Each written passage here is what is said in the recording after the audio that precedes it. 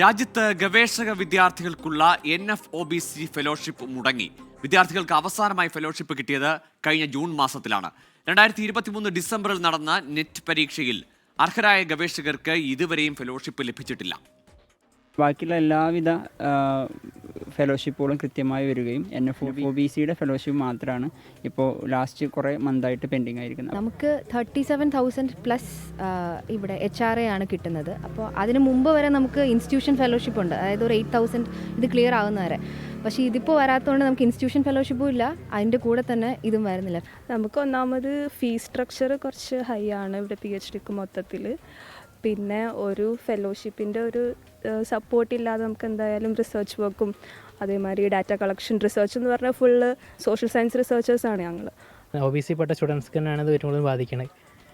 ഞങ്ങളെ റിസർച്ചും കാര്യങ്ങളൊന്നും മുന്നോട്ട് പോകാത്ത ഒരവസ്ഥയിലാണ്. ഫീസ് കൊടുക്കണം, പിന്നെ നമ്മളെ നിത്യചെലവിനുള്ള പൈസ യൂണിവേഴ്സിറ്റിയിൽ നിന്ന് ഇപ്പോൾ കിട്ടില്ല. NFOBCയിൽ വന്നു കഴിഞ്ഞാൽ പിന്നെ നമുക്ക് യൂണിവേഴ്സിറ്റിയിൽ നിന്ന് ഫണ്ട് കിട്ടാനും ബുദ്ധിമുട്ടാണ്.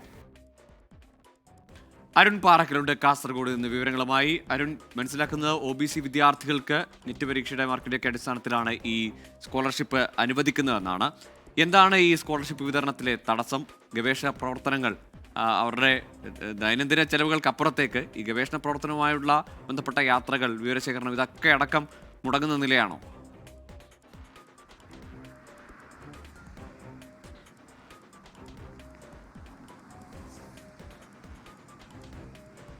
കോഹ്ലി, ഉയർന്ന സാമ്പത്തിക നിലവാരമുള്ള ആളുകളൊന്നുമല്ല ഈ ഗവേഷക ജീവിതം തിരഞ്ഞെടുക്കുന്നത്. അവരിങ്ങനെയുള്ള ഫെലോഷിപ്പുകളും സ്കോളർഷിപ്പുകളും ഒക്കെ അതുകൊണ്ടൊക്കെ മുന്നോട്ട് പോകുന്ന ആളുകളാണ്. എന്തായാലും നമ്മുടെ അക്കാദമിക് രംഗത്തിന് വലിയ സംഭാവനകൾ നൽകേണ്ട ആളുകളാണ് ഈ ഗവേഷക വിദ്യാർത്ഥികൾ. അവർക്കാണിപ്പോൾ ഫെലോഷിപ്പുകൾ ഒരു വർഷത്തോളമായി മുടങ്ങി എന്നൊരു പരാതി ഉയർന്നു വരുന്നത്. ഈ നെറ്റ് പരീക്ഷയിൽ നേരിയ വ്യത്യാസത്തിന് JRF നഷ്ടപ്പെട്ട കുട്ടികൾക്കാണ് NFOBC ഫെലോഷിപ്പും അതുപോലെ തന്നെ NFSC ഫെലോഷിപ്പും നൽകുക. ഇത് ഇപ്പോൾ മിനിസ്ട്രി ഓഫ് സോഷ്യൽ ജസ്റ്റിസ് ആണ് ഈ രണ്ട് ഫെലോഷിപ്പുകളും നൽകേണ്ടത്. അവർക്കാണ് അതിന് ചുമതല. 2022 വരെ അത് UGC നേരിട്ടായിരുന്നു. പക്ഷേ അതിനുശേഷം 2022 ശേഷം മിനിസ്ട്രി ഓഫ് സോഷ്യൽ ജസ്റ്റിസിന് കീഴിലേക്ക് ഈ NFOBC NFSC ഫെലോഷിപ്പുകൾ മാറ്റി എന്നുള്ളതാണ്. അതിനുശേഷം NFOBC ഫെലോഷിപ്പ് കൃത്യമായി നടപ്പിലാവുന്നില്ല, വിദ്യാർത്ഥികൾക്ക് ലഭിക്കുന്നില്ല എന്ന പരാതിയാണ് ഇപ്പോൾ ഉയർന്നു വന്നിരിക്കുന്നത്. 2023 ഡിസംബറിൽ നെറ്റ് പരീക്ഷ എഴുതി ഈ ഫെലോഷിപ്പിന് അർഹത നേടിയ വിദ്യാർത്ഥികൾക്ക് ഒരു വർഷമായിട്ടും ഈ ഫെലോഷിപ്പ് ഇതുവരെയും ലഭിച്ചിട്ടില്ല. ഒരു മാസം ഈ കുട്ടികൾക്ക് HRA ആനുകൂല്യങ്ങൾ ഉൾപ്പെടെ 45,000-ഓളം രൂപയാണ് ഫെലോഷിപ്പായി ലഭിക്കേണ്ടത്. ഇപ്പോൾ ഒരു വർഷത്തെ കണക്ക് പരിശോധിക്കുകയാണെങ്കിൽ ഒരു വിദ്യാർത്ഥിക്ക് ലക്ഷക്കണക്കിന് രൂപ ഇതുമായി ബന്ധപ്പെട്ട ഈ ഫെലോഷിപ്പുമായി ബന്ധപ്പെട്ട അവരുടെ അക്കൗണ്ടിലേക്ക് എത്തേണ്ടതുണ്ട്. കേന്ദ്ര ധനകാര്യ മന്ത്രാലയം ഒരു വിശദീകരണം നൽകുന്നത് ഈ ഫണ്ട് അതായത് ഈ ഫെലോഷിപ്പ് നൽകാൻ ഫണ്ടില്ല എന്നുള്ളതാണ്. ഈ മിനിസ്ട്രി ഓഫ് സോഷ്യൽ ജസ്റ്റിസും ഇതുമായി ബന്ധപ്പെട്ട കാര്യങ്ങൾ സ്ഥിരീകരിക്കുന്നുണ്ട്. വിദ്യാർത്ഥികൾ പറയുന്നത് ഫണ്ട് നൽകാനില്ലെങ്കിൽ എങ്ങനെയാണ് ഇത്രത്തോളം വലിയ തുക ഇനിയും വിദ്യാർത്ഥികളുടെ അക്കൗണ്ടിലേക്ക് വരിക എന്നുള്ളതാണ്.